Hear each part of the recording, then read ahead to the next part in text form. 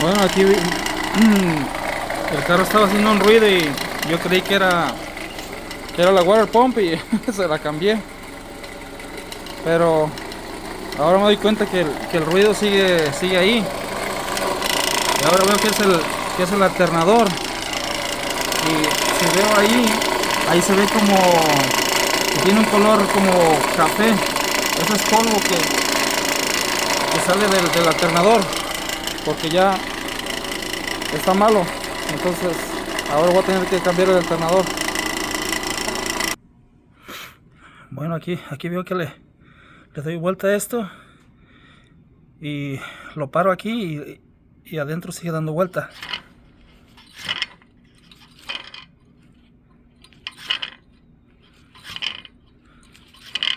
Creo que ahí es donde empieza el problema.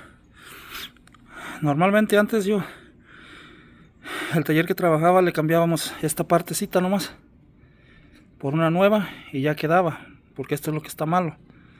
Pero bueno, esta vez ya voy a cambiar todo. Ya el carro tiene muchas millas. Bueno, ya puse el nuevo. Vamos a ver si se nota la diferencia del sonido.